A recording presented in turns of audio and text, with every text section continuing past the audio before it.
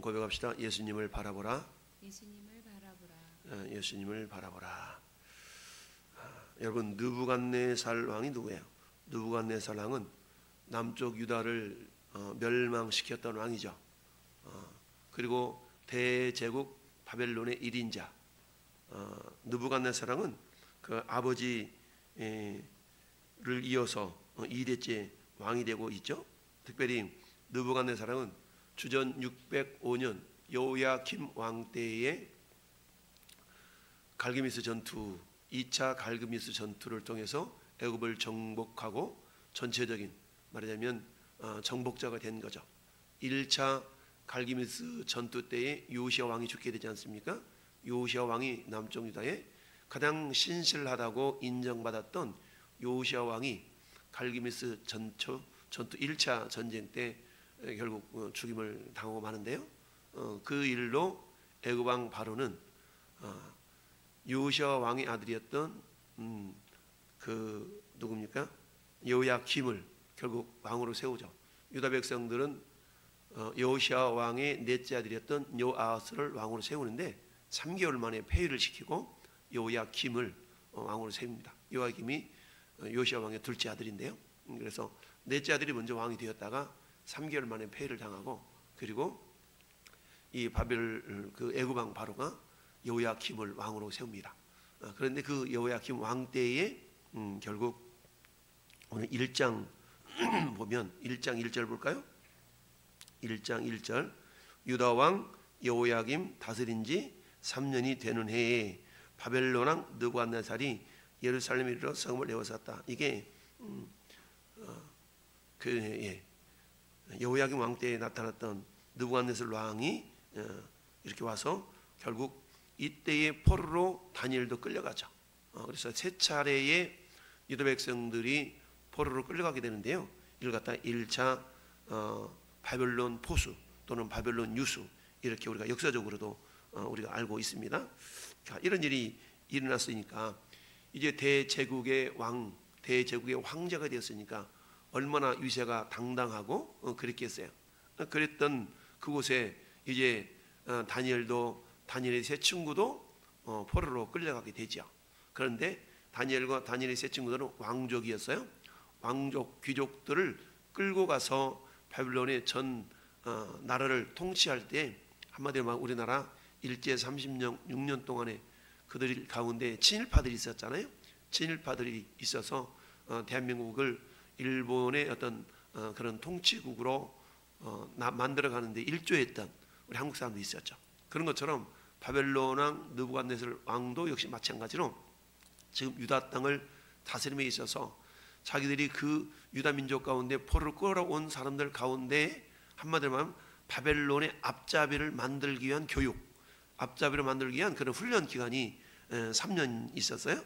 그래서 그 가운데 다니엘과 다니엘 세 친구들을 그런 훈련을 지금 시키려고 했던 것이죠. 1장 5절 말씀 볼까요? 1장 5절을 보면 왕이 지정하여 그들에게 왕의 음식과 그가 마시는 포도주로 날마다 쓸 것을 주어 몇 년?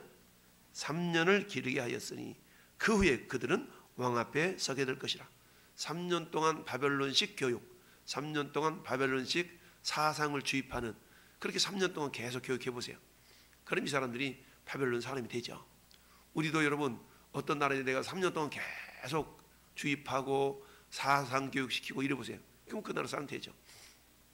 이런 것처럼 지금 바벨론 왕 느부갓네살 왕이 추구했던 그런 통치 방법이 그런 거였거든요. 그런데 다니엘과 다니엘의 세 친구들을 이름도 확 바꿔버렸죠.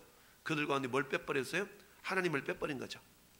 우리 예수 믿는 사람들이 어디에 포로로 끌려갔는데 우리의 신앙을 확 빼버리게 한 그런 과정 중에 한 가지가 뭐냐면 이름을 바꾸는 겁니다. 그래서 다니엘과 다니엘의 세 친구도 이름을 싹 바꿔가지고 자기들의 신의 이 의미가 들어간 이름으로 바꿔버리죠.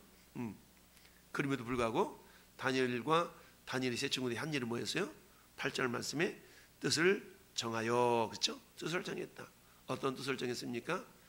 바벨론 왕의 음식과 포도주로 자신들을 더럽히지 않겠다. 즉 자신들의 신앙을 약화시키려고 하는 그런 모든 시도에 내가 당당하게 맞서겠다라는 거죠. 포로로 끌려온 주제에 종의 주제에 감히 어떻게 이렇게 생각할 수 있지만, 그러나 다니엘과 다니엘의 세 친구들에게는 믿음이 있었어요. 하나님, 보이지 않으시는 하나님이시지만 그 하나님은 절대 왕국이었던 바벨론조차도 통치하시는 절대자라는 그런 믿음이 있었기 때문에 보이는 인간의 왕 느부갓네살 왕의 그런 어떤 지시조차도 어때요? 자기들의 믿음을 따라서 마음을 지킴으로 왕의 진미로 더럽히지 않겠다. 즉 자기들의 몸은 포로로 끌려왔지만 자기들의 영혼과 마음만큼은 철저하게 신본주의적인 그런 믿음의 사람인 것을 고백하는 내용이 1장의 내용입니다. 그러니 2장에 넘어가서는 그렇게 신실하게 믿음을 보였던 하나님께서는 다니엘과 다니엘의 세 친구들에게 지혜를 10갑절이나 높여주시는 내용이 20절이 나오죠. 20절 보면 왕이 그들에게 모든 일을 묻는 중에 그 지혜와 총명이 온 나라 박수와 술객보다 10배나 나은 줄 알더라. 그러니까 10배의 지혜를 하나님이 다니엘과 그 세 친구들한테 부어주셨어요. 이런 상황 가운데서 이제 느부갓네살 왕이 지금 꿈을 꾸게 되는 그런 모습이 오늘 본문의 내용입니다. 그런데 꿈을 꿨는데 어떤 일이 발생해요? 다스린 지 2년이 되는 해에 느부갓네살이 꿈을 꿨어. 근데 그 꿈 내용을 너무나 뒤숭숭한 겁니다. 우리 어른들 잠자리가 뒤숭숭하다, 꿈자리가 뒤숭숭하다 이런 말씀들을 하잖아요. 우리가 꼭 꿈을 신봉해서도 안 되지만 또 꿈에는 보통 우리가 그런 얘기 합니다. 세 가지 꿈이 있다. 첫째, 개꿈. 아무것도 아닌 꿈이 있고요. 두 번째, 마귀 사단이 주는 꿈이 있어요. 마귀가 주는 꿈. 셋째, 하나님이 주시는 꿈이 있어요. 그런데 지금 이 느부갓네살의 꿈은 하나님 주신 꿈이거든요. 그러니까 하나님이 주신 꿈은 그 누구도 해석을 못하는 겁니다. 근데 느부갓네살 왕은 정작 이 꿈을 하나님이 주셨다는 사실을 모르죠. 그러니까 자기는 지금 뭐예요? 모든 나라를 다스리는 그야말로 제국의 왕인데 지금껏 마음만 먹으면 못할 일이 없었어요. 마음만 먹으면 행하지 못할 일이 없었기 때문에 자기 마음속에 있는 번민조차도 자기가 거느리고 있는 술사들 이런 사람들 다 불러다가 2절 말씀에 왕이 그의 꿈을 자기에게 알려주도록 박수, 술객, 점쟁이, 갈대아 술사를 부르라. 그러니까 전국에 흩어졌던 내노라 하는 점쟁이 마술사들을 다 부른 겁니다. 왜요? 지금껏 느부갓네살 왕은 자기가 목적하고자 하는 바는 무엇이든 다 이루었거든요. 그러니까 이 문제도 좀 뒤숭숭해서 잠자리가 이렇게 좀 그래서 잠을 제대로 못 자긴 했지만 이것조차도 이 사람들 불러서 물어보면 아마 응당 대답하겠지라는 기대감이 있었던 겁니다. 그래서 불러가지고 뭐라고 얘기합니까? 왕이 그들에게 이르되 내가 한 꿈을 꿨는데 야, 이 꿈이 좀 내가 꿈자리가 뒤숭숭하다. 그러니까 너희들은 내 꿈에 뭔가를 알아맞히고 첫째, 내 꿈이 뭔가 알아맞혀라. 둘째, 그 꿈의 내용이 먼저 해석해라. 이렇게 지금 마술사들한테 얘기를 한 거예요. 큰일 났습니다. 여러분, 아무리 용한 점쟁이, 물론 점쟁이라도 내가 무슨 생각을 하고 있는가, 무슨 꿈을 꿨는가 이걸 얘기하라고 그러니 이게 알아맞힌다는 게 쉽지 않은 거 아니겠습니까? 그래가지고 갈대아 술사들이 말하기를 왕이여 만수무강하옵소서. 내가 꿈 꿨는데 뒤숭숭하다. 그 꿈이 뭔지 얘기하고 꿈도 알아맞혀봐. 이렇게 얘기한 거에 대해서 반응을 보이기를 자 그런데요 왕이시여 만수무강하시옵소서. 왕께서 꿈을 종들에게 이르시면 우리가 해석하여 드리겠습니다. 그래요. 꿈을 얘기해 보세요. 그럼 해석은 우리가 할게요. 지금 이렇게 하고 있는 거죠. 그랬더니 왕이 갈대아인들이 대답해 이르되 내가 명령을 내렸는데 너희가 만일 꿈과 그 해석을 내게 알게 하지 아니하면 너희 몸을 쪼갤 것이며 너희의 집을 거름더미로 만들 것이요. 너희가 만일 꿈과 그 해석을 보이면 선물과 큰 영광을 주겠다. 한번 얘기해봐. 이러고 있으니 큰일 난 겁니다. 이야. 그랬더니 그들이 다시 또 얘기하죠. 왕이여 원하건대 왕은 꿈을 종들에게 이루소서. 그러면 우리가 해석하여 드리겠나이다. 무슨 소리야? 내가 분명히 얘기했잖아. 꿈과 그 내용을 해석하라 그랬지. 너가 필시 시간 벌려고 그러고 있구나. 이놈들 봐라. 그러면서 왕이여 그게 아닙니다. 만일 꿈을 알게 하지 알려주지 않으면 그 누구도 해석할 자가 없습니다. 그러면서 그런데 혹시 11절에 왕께서 물으신 것은 어려운 일이라. 육체와 함께 살지 아니하는 신들 외에는 왕 앞에 그것을 보일 자가 없나이다. 그러니까 이것은 누구만 할 수 있다는 얘기예요. 육체와 함께하고 있지 않은 신들만 한다 이거죠.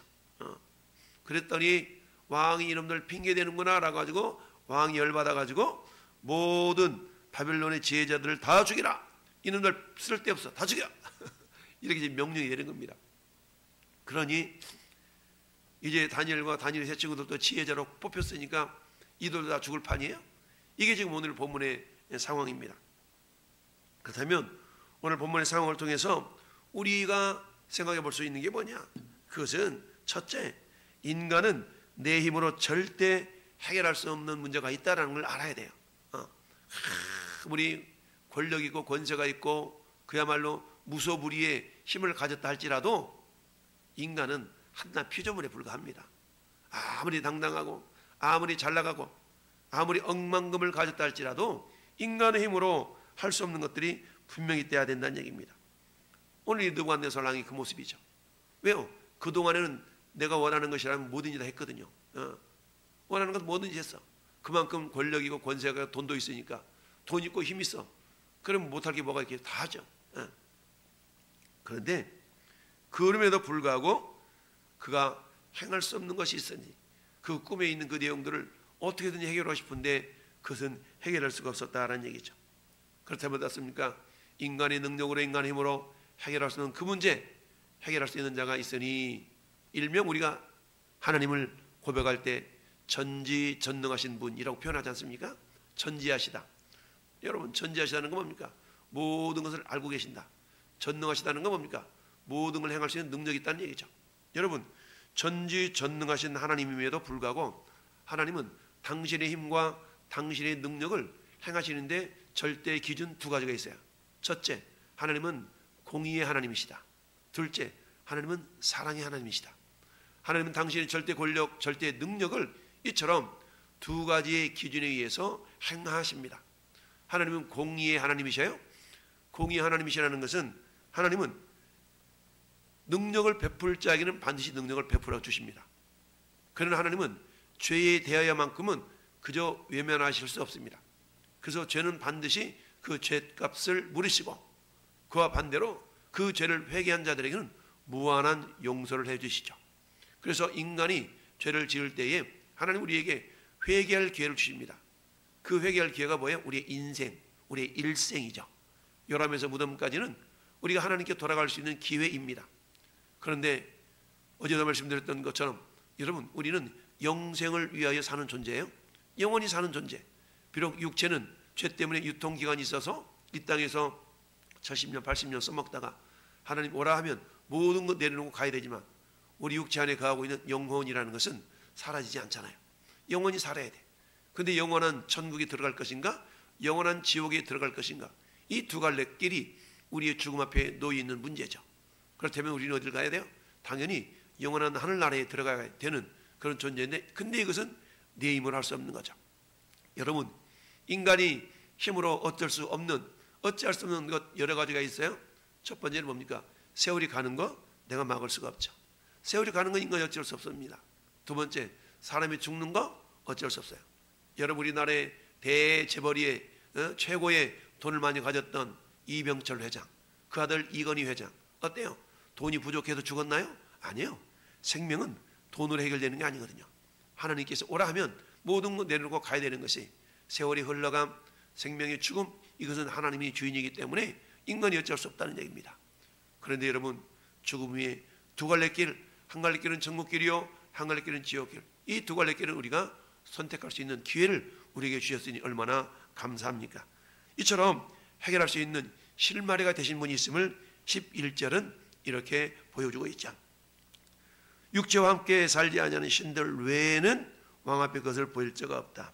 그런데 우리는 이미 우리가 믿고 있는 하나님을 신뢰할 때 그 모든 문제가 해결된다는 사실을 알 수 있습니다. 특별히 우리는 예수가 누구냐? 예수님은 하나님의 육체를 입고 이 땅에 오신 분, 인카네이션, 육체를 입고 오신 분이 예수님이기 때문에 예수님은 친히 당신을 내가 곧 길이요 진리요 생명이다. 어떠한 문제에도 여러분 길이 있다. 우리 그러잖아요. 힘들고 어려운 일을 봉착했을 때에 만났을 때 나는 길이 안 보여 길이 안 보여 이러잖아요. 그 길이라는 것이 육신적인 도로망을 말하는 게 아니겠잖아요. 해결책을 말하는 거지 않습니까? 마찬가지로 주님도 역시 그렇게 말씀하셔요. 내가 곧 길이요 진리요 생명이다. 주님이 길이라는 것은 물리적인 길을 의미하는 건 아니잖아요.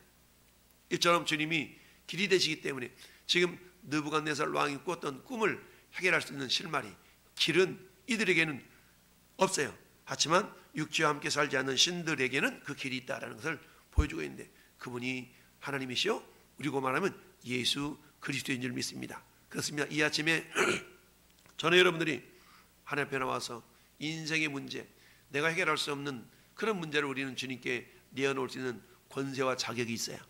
여러분 누구든지 아무것도 염려하지 말고 오직 모든 일에 기도와 간구로 너희 구할 것을 감사함으로 하나님께 아뢰라 라고 사도 바울은 빌립보서 디모데 빌립보에서 4장에서 말씀하고 있죠. 빌립보 교회를 향해서. 왜냐하면 우리 하나님에게는 하나님의 수가 무궁무진하기 때문입니다. 여러분 시편의 말씀에는 뭐라고 말씀합니까? 하나님의 수가 모래보다 많도소이다 라고 말하네요. 우리는 사람의 수 보통 바둑을 두는 사람들이 열수를 내다본다고 그래요. 열수.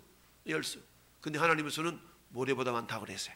여러분 내 힘으로 내 능력으로 해결할 수 없는 그 문제 우리 하나님의 수는 모래보다 많음을 기억하면서 오늘 하나님 내가 이런 문제 저런 문제 있습니다. 그렇지만 하나님께 그 문제 가지고 왔나이다. 그럴 때에 우리는 모든 것 아무것도 염려하지 말고 아무것도 속에 여러분이 생각하는 그거 다 포함되겠죠.